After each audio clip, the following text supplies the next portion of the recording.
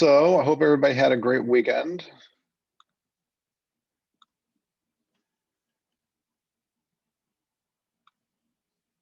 All right, got my screen? Okay, good deal. And just a reminder, so feel free to chat in things. As always, the more we share, the more we get out of our time together. So today we're going to talk about the surprise of change. But I kind of tricked you. That's not really what I wanted to put on there.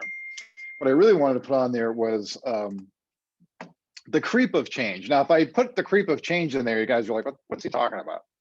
So that's why I didn't do that.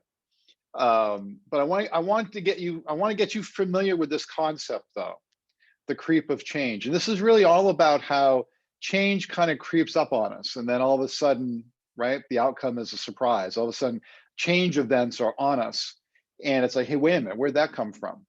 And I think especially this is important as we're kind of ending this phase of COVID, and we're moving into kind of more normalized environment, both socially and at work, and all that. It's funny. My mother's 78 and she's had both her shots, and before she went to Florida, she like kept me away with a yardstick, and now she's had her two shots, and now she's hugging and kissing and all this stuff, I mean, and I get the medical aspect of it, but it's just interesting how we're moving from one phase, to another.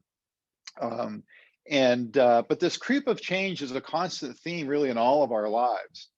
Um, and One of the reasons why this kind of occurs is because we as a species, we love the illusion of the status quo. Okay. So why does change sometimes creep up on us? Well, it creeps up on us because we get comfortable in the status quo. And so just take a look at this illusionary image. What do you see? You guys have ever seen this before? So write it down. We'll talk about it afterwards. What do you see?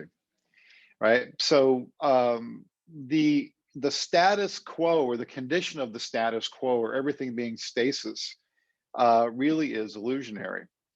And all elements of the physical world are in a state of dynamic transition from one condition to another. Everything, all the time. So the pyramids, they, from the day they were built, they were in a state of decline. Now, might take a while to get there, of course, right? Because they've been around for, well, who knows how long, right? This is the same thing with a forest. It's the same thing with ourselves, right? Everything is in a dynamic state of transition from one condition to another all the time. Nothing is ever static, okay?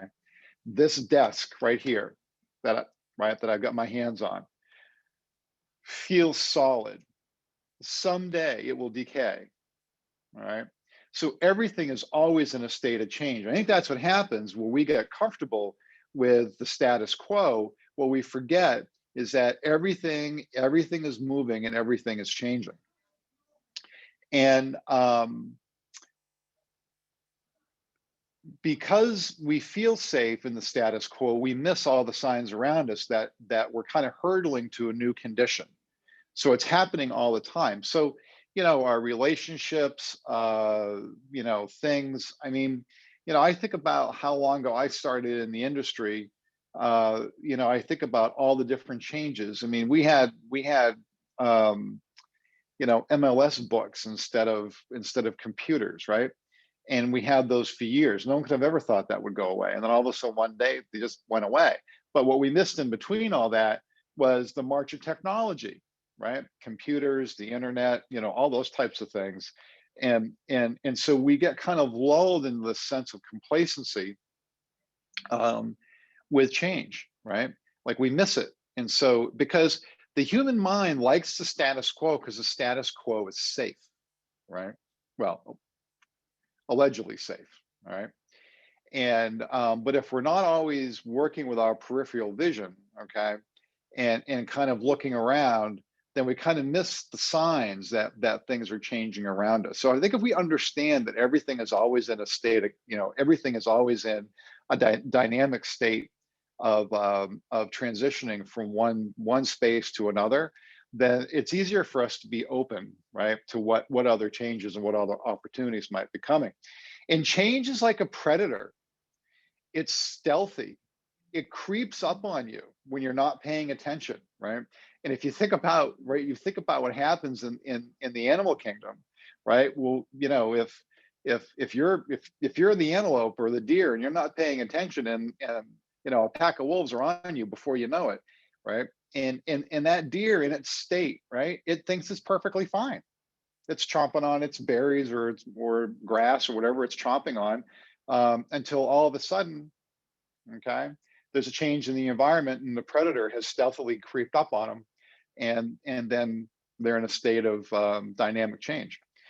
And so I think that's what happens with this concept of creep of change. And I've used this quite a bit over the years, conceptually, is that what you end up happening is that things will, one day at a time, 1 minute at a time, one event at a time, they'll be in this constant state of change, little bits. Okay, it's a little bit like time released aspirin. Okay, just a little bit at a time. All of a sudden, though, before you know it, big events have happened, big things occur, right? And so, especially now, I think this is important now as we're going through, kind of coming out of, whatever the stage of COVID is into whatever the next stage is going to be, that we keep, our awareness and we keep our consciousness open, because we would have spent probably 14 to 15 months by the time we're kind of through this phase of kind of some new version of status quo, right? And 14 or 15 months is a long time for people, and that's plenty of time to develop different habits, different perspectives about things, and then all of a sudden we're going to have to go back to, something that resembled more closely to what we had, 14 or 15 months ago. And it could be whatever, right? It could be at work, it could be at home, it could be, just getting used to new things, all that type of stuff, right? And that's why this is so important. And so, know that all conditions are just a moment in time, regardless of their duration. Okay, everything ends. So we were looking at the pyramids, right? The existence of the pyramids, although it might be a long period of time, it's still just a moment in time. Okay, at some point they will decay, right? And embracing cycles of change gives you the power to be really kind of a time traveler through allowing your past and your present to shape your future. And so if we're aware of our cycles of time, and we're aware of, that things are changing, okay, and that we don't have to get caught off guard by it or kind of behind the curve, right, which is what a lot of people say. And the fact that we can do that and we're aware of it, then we're always kind of staying a little bit ahead. You don't need to be miles ahead to be ahead. You just need to be, half a foot. Right? You just need to be a few inches. You don't have to be miles ahead. But understanding that cycles of time and cycles of change, okay, that they're all happening all the time. And so if you look around us, like, we have multiple states of the creep of change happening simultaneously all around us. It's happening with our kids, happening with our grandkids, right? They're getting older, or our parents, or the social environment or the work environment, or ourselves, right? Our own condition is changing. And so the more we're aware of that, then the less caught off guard we are. We can kind of plan better for the future. All right. Um, and I think,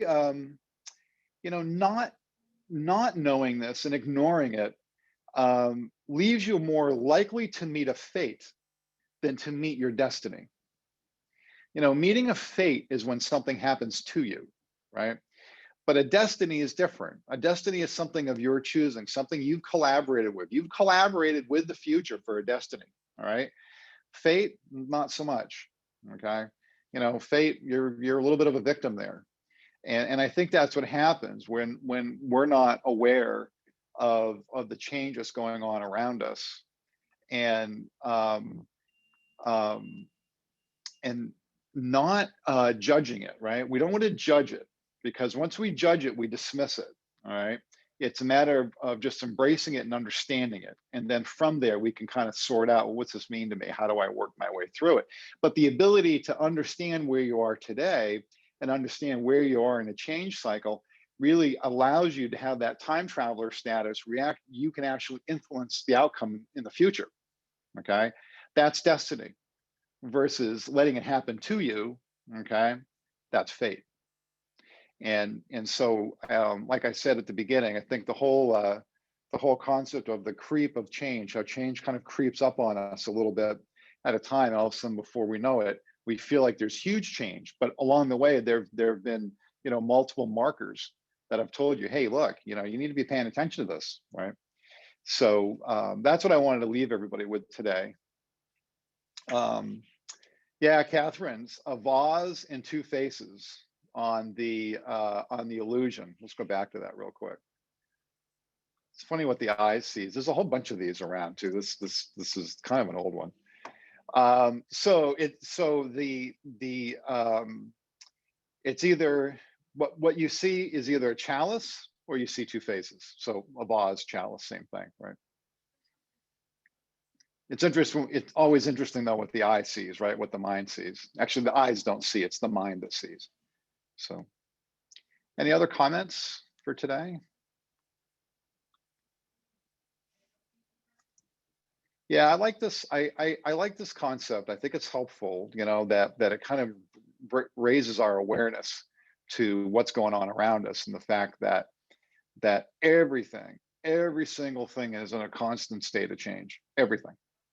And when we don't pay attention to that, and when we get, it's okay to be comfortable. It's not okay to be blinded by the status quo. Or it's good to be comfortable because we need that, right? But we don't want the status quo to blind us to what's going on around us. And you can take comfort in understanding change, and understanding that it's malleable, right? Your future is malleable. You can make it what you want it to be if we're paying attention. If we're not paying attention, we're meeting a fate, right? If we're collaborating with the future, then we're going to create a destiny. So that's it for here. I hope everybody has a great week. Always good to be with everybody. Take care.